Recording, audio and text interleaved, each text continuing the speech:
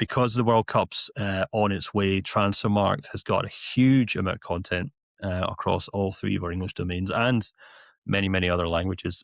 You can find out the most valuable players going to the World Cup. You can find out the most valuable under 21 players, the most valuable squads, everything you want to know, which clubs are sending the most players to the competition. All that is covered. But there's one topic in particular, Manu, that we thought would be interesting to discuss today.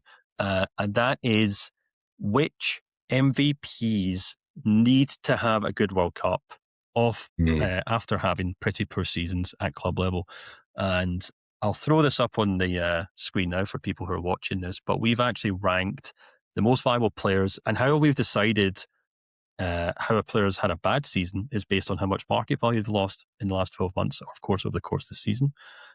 We've got a list open in front of us for people listening at home. I'll go through it, don't worry, but it's a very interesting list with some very interesting names. So I say we just get into it, man. We're starting at 15 upwards. We've got 3 players who've lost 25 million euros in market value this season. That's Darwin Núñez, Omar Marmoush, and Marcus Turam. And then just to kind of bundle them in, we've also got Mohamed Salah, the Liverpool striker, who's lost 28 million euros this season. 4 really interesting names there who are all going to the World Cup. Interesting enough, Manu, all 4 strikers or centre forwards or maybe wide forwards. I guess Marcus Turam can do a bit of everything. But some really interesting names to kick things off with there. Yeah, it really is. I mean, Mohamed Salah, I suppose that's his last World Cup, right? I mean, Marmoush, it's, this is the World Cup that I thought he could be one of those players whose stars could really rise. Obviously, he went to Man City a little before that. And, it's been on and off. I saw him towards the end of the season for a couple of games with Man City, and I actually thought he was quite good. But, they have so many players that Pep Guardiola has these riches, or had these riches now that he's no longer in charge, I guess, of like swapping players in and out. But yeah, Marmoush and Salah, interesting ones. They're actually out west in Seattle and in Vancouver, so probably going to see one of the games. And I'm really curious how much damage they can do. For Salah, I guess that's like, he might actually stay here after this tournament ends, right? That might be very well his next career move. There's been rumors about it for quite some time. And with Marmoush, I think this is really an opportunity to either reestablish his name and reestablish himself at City, or maybe use this tournament to go somewhere else and then kind of reestablish his name there. Yeah, I could just imagine Thomas Muller standing on the sidelines during the Egyptian training in Seattle, trying to convince Mohamed Salah to join the Sounders next season. He's certainly done more daring things than that, so it wouldn't surprise me whatsoever. But yeah, you're absolutely right. The other one that stands out to me there is Darwin Núñez. His market value is now just 20 million euros after obviously... trying to think of the kind of more eloquent way of putting this, but he was more or less dropped from Al Hilal. They obviously picked up Benzema in mid-season, and he was kind of deregistered from the first team squad. So he's a player I think who really, really, really needs to get into this World Cup and start scoring goals for Uruguay. He's got a really decent record for his national team. He's obviously still a great player. And as soon as I saw that and saw those numbers, I thought, if someone can pick up Darwin Núñez for 20 million euros after he's obviously gone on and scored maybe half a dozen goals at this tournament, then he could prove to be a steal, because we still remember, people think, okay, he hasn't worked out from Al Hilal. He kind of was, bundled out of Liverpool without much ceremony.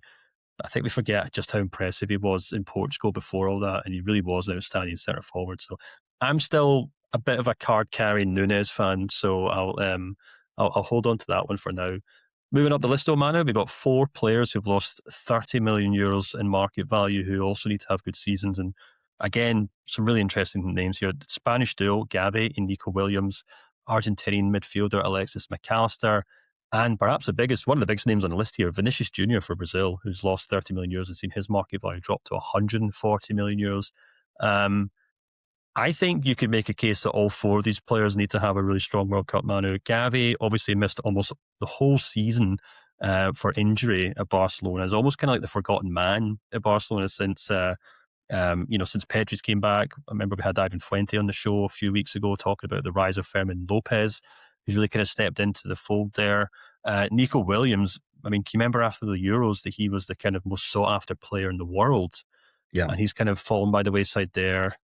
Alexis McAllister, I thought, was arguably one of the most important players for Argentina when they won the World Cup, but he's really struggled for Liverpool this season. And of course, Vinicius Jr., maybe not under the same kind of scrutiny as other three players, or maybe I don't want to say Gavi's under scrutiny, but maybe he doesn't feel like he has to. But equally, he's a main man for Brazil. Very few national teams take their roles as seriously as Brazilian national team players. And I know all the chat's been about Neymar, and we had Marcus on the show and you spoke to him about Neymar recently, but with the best will of the world, I think everyone in Brazil's kind of hoping it's Vinicius Jr. that comes up with the goods this summer. Yeah, him and Endrick, I think, is going to be a lot of focus on those two, right? And Vinicius Jr. is such a controversial figure, right? People either really love him or really despise him because of the all the showboating he does on the field. But I mean, Brazil is such an interesting one to begin with for me at this tournament. They won 94, right? That was the era of Romario and Bebeto and all those guys, and then they won another tournament in 2002, and it has been the World Cup's appearances have been pretty poor since for Brazil, and I'm not sure what to make of this iteration of this Brazilian team. I think it's a team that can maybe surprise. I'm not sure it's a team that can win. I'm not sure they're strong enough or in the same kind of category than the European powerhouses like Spain and France. If I would have to bet my mortgage on, I bet it on one of those two. But if Brazil want to have a good tournament, it will all depend on Vinicius Jr., right? He has the guy who got the most out of him at Real Madrid, now in charge of the national team, in Carlo Ancelotti. So maybe that will help. But I also need to note, like, at 140 million euros, he's still in the top category of a player, right? And I think there is an argument to be made that at one point his market value was maybe a little bit too high on our side. Yeah.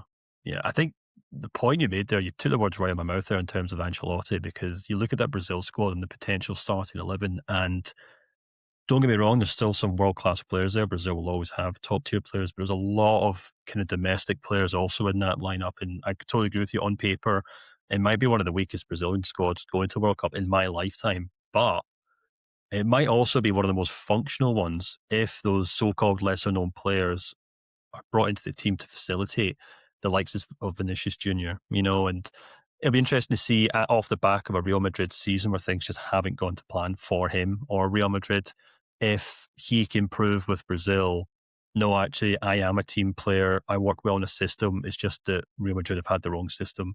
Ancelotti knows how to get the best out of me, and I'll prove that for Brazil. So I think that's going to be really, really interesting. But we'll keep moving on. Two players above him, I think also interesting, Alexander Isak, who lost 35 million euros this season. Sorry, obviously, you'd have to be living under a rock to have not really kind of noticed his demise, unfortunately, since making the move to Liverpool, predominantly due to some really nasty injuries. He's just kind of coming back. You think, if I'm not mistaken, I saw him score a great goal for Sweden in the pre-tournament friendlies. And of course, Federico Valverde as well, who lost 40 million euros at Real Madrid, centre midfielder who plays for Uruguay. So what do you think of those two players, man? You've got a striker who's come back from injury, maybe has a point to prove for Sweden, and you've also got a midfielder in Valverde who, I mean, maybe not quite hit the heights as he did the season before, and if reports are to be believed, had a bit of a scuffle and was part of some kind of dressing room drama after Real Madrid's kind of season fell apart. So maybe both players quite cherishing the prospect of putting their club seasons behind them, going off to play for their countries this summer. Yeah, I mean, Federico Valverde is such a special player. We were both lucky enough to see him live in the Champions League final, right, a couple of years ago when they beat Dortmund. And he's such an outstanding football player, and it's only 27, so it's not even an age-related downgrade to explain that. I think Real Madrid in general, I mean, we had this discussion about Mbappe, who was very much in the center of a lot of these discussions, that when you look at the numbers on the field, they're still quite outstanding, aren't they? And I think a lot of the weight that pulls down these market values for a lot of these Real Madrid guys is what happens off the field right now, where it's definitely not functional. And now the Federico Perez, the almighty president, is throwing a hand grenade into the dressing room in the form of Jose Mourinho. So it's one of those things, like maybe like when an oil well is on fire, you throw a grenade in it to stop it. I think that's maybe the what he's trying to do here. But I still think Valverde is a top class player, and the Uruguay at the World Cup. It's so going to be so interesting because like the way the group stages is set up, we're only eliminating 16 out of 48 teams in the group stage, right? A lot of the third place teams are going to advance as well, which means for a team like Uruguay, who maybe would have looked at a little bit of a tougher group phase. Now all of a sudden you're in the round of 32, in the round of 16 maybe. And then you have 5 games to really show your talent. And I think that can do wonders for a player like Valverde. Yeah, absolutely. It's interesting you mentioned that about the extended kind of group stages where for the first time ever, we'll see a World Cup where clubs can kind of maybe build up some momentum, use kind of competitions to kind of find their feet. And I think 2 players in particular who we're just about to talk about could really use some extra minutes. And that's, of course, the German duo Florian Wirtz and Jamal Musiala, the Liverpool and Bayern Munich players, respectively, who both lost 40 million euros this season, both down to 100 million euros. Manu, you've obviously watched both of them extensively. Interviewed both of them as well, if I'm not mistaken. And, I don't think it goes without saying that Germany's hopes of actually doing anything in this competition almost entirely depend on both these players showing the form that they had before the season. Yeah, I mean, Musiala is there termed, right, together, when you throw the 2 names together, Musiala.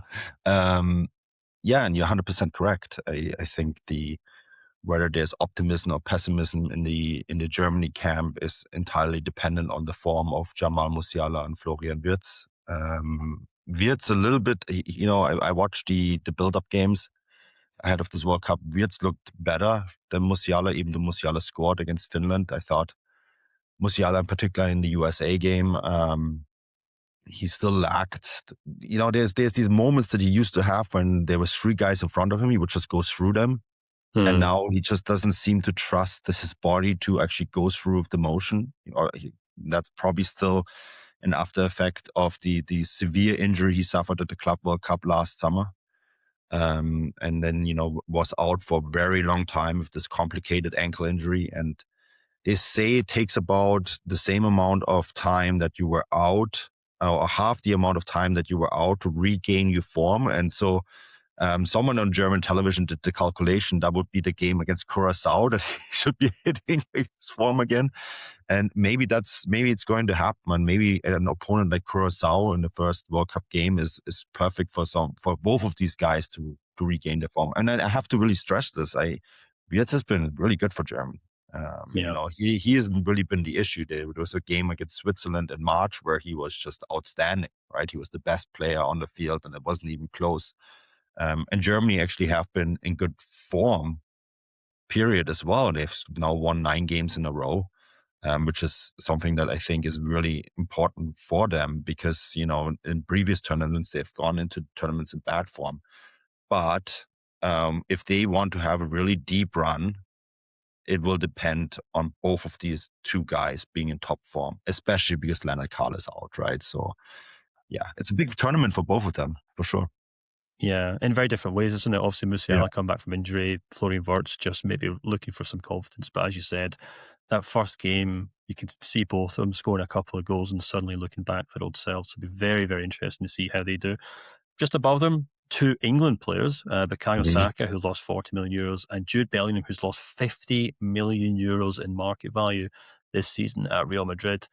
Now, I think this is quite fascinating, Manu, because on the one hand, you've got Bukayo Saka, who's still such an important player for Arsenal, such a beloved player at Arsenal, who maybe quite hasn't hit the heights that he should have done this season. We obviously had Ben Littlemore, our Premier League market value coordinator, on the show last week discussing exactly why his market value has fallen. But, still an important player for his club side and beloved player for his club side. Then you have Jude Bellingham, who's been in and out of that Real Madrid team through injury. A player that Real Madrid probably missed a lot this season. But losing 50 million euros in market value one season is just really quite dramatic. And when you consider the number of top players who could have went to World Cup for England, but Thomas Tuchel kind of unceremoniously dropped. Your Trent Alexander-Arnold's, your Cole Palmer's, your Florian Wirtz's. Sorry, not Florian Wirtz. Oh, goodness me, his name's complete. Phil Foden, apologies. I think there's almost like this added pressure for both Saka and Bellingham that they have to perform because they don't have guys like Foden or Palmer on the bench for them at this World Cup. And as we know, Tuchel doesn't do anything half-arsed, does he? Everything has to be there for a reason. And he obviously is putting a lot of trust in these two guys despite their struggles this season. I find England fascinating this World Cup, Stefan, because they have in many ways the ingredients to go all the way, right? They have an enormous amount of talent in almost every position, and then they have the best number 9 in the world, right? Which I think is crucial. But then also all of the top players have played grueling long club seasons, and there is the sense with Thomas Tuchel there's almost no enthusiasm there right now, right? It seems so there's a heavy cloud hanging over this team, the heavy Thomas Tuchel size cloud, I guess. And so I find it really difficult to judge them. I mean, a year ago, I would have said this is maybe England's tournament to lose. I'm not sure I would go that far. I have them as one of the tournament favorites for sure. But I just don't. One of the most important things about winning a World Cup is that you not only have the player form is almost not as important going into the tournament. It's like the atmosphere within the team has to be perfect, right? Because especially this tournament, they have to live with each other for 6 weeks if they go all the way. It's a very long tournament this time. And I'm not sure that's quite there. And then you have, Saka, obviously he lost the final with Arsenal. Bellingham has been a shell of his former self. He's such a spectacular player. It's wonderful to watch. And at Real Madrid, it's just not happening for him. And I think both of these guys really need a good World Cup and to kind of reestablish themselves or run the risk to do the same as all these other golden England generations that we grew up with and, just have no tournament success. And that we saw what it did to the likes of David Beckham or Michael Owen, all of these guys, right, that were part of these golden generations, or even Wayne Rooney, and how heavy it weighted them down for the rest of their careers when they didn't have any tournament success. And this is a big one for England. Yeah, absolutely. It's fascinating because, as you said, like Tuchel hasn't. It felt like in previous competition, for most of my life, the England team has just been more or less the 30 most viable players picked, and it's been a kind of who's who of stars that always inevitably fall apart somehow. Gareth Southgate did change that somewhat and kind of brought a more kind of holistic, kind of more calm approach to things. And then Thomas Tuchel's now taken a very kind of, I think, interesting but quite dramatic change where he says, well, I'm not going to pick the 30 most talented Englishmen on the planet. I'm going to build myself a squad, almost like he's putting together some heist team to go rob a bank. He's picking specialists. He's focused on set pieces. He's obviously learned from, the likes of like Didier Deschamps, for example, whose French teams have never been the best French players. It's always been the French players do the best job for him. So, it's interesting that the likes of Palmer and Foden were deemed not good enough for that, but Saka and Bellingham were. And I think that's where the kind of interesting kind of pressure will be mounted on both of them. But we'll definitely see how they both do. But just to wrap this up, Manu, we obviously have to talk about the man at the top of the list. Now, maybe a little less dramatic that he's lost market value. He obviously turns 30 this month. That's, of course, Manchester City midfielder Rodri. You could argue that he's already proven everything he has to do, man. He's obviously won huge trophies for Spain and Manchester City. But equally, he's coming off the back of a season where he's played less than half the game time for Man City in the Premier League, and seems almost certain that he will move on to Real Madrid this summer, or at least certainly back to staying in Spain, Spanish football in some form. So, for a player who's lost more than half his market value, I think it'll be really interesting to see if Rodri can kind of step up to this World Cup and say, actually, I'm still the best central midfielder in the world. Actually, I'm the guy who won the Ballon d'Or not that long ago. And actually, I'm the guy who's going to guide Spain to another World Cup. I mean, 2024, he was the most dominant player on the planet. And then he suffered. Funnily enough, he spoke out about the load the load management, right? Having to play way too many games, and I think the same week he hurt his ACL, tore his ACL, right? If I remember the timeline correctly, and then only now is coming back. But yeah, he's the blueprint of a midfielder. You know, before his injury, if you wanted to draw up a perfect midfielder who could do everything in that role, it was him. I remember when he first got onto the market, both Man City and Bayern Munich were bidding for him, and they were willing to spend whatever it took to get him. And, you know, I actually think if he really does hit the market this summer, Perez just rattled off 150 million euro figure, like the amount of money he would be paying for a single player. I'm not saying Rodri would be that category, but he could be worth that kind of money for our team very quickly if he reestablishes himself. And I'm a huge Rodri fan. I think if he's in your team, you're better. And you could tell with Man City how good they were and with how bad they were without him, right? Yeah.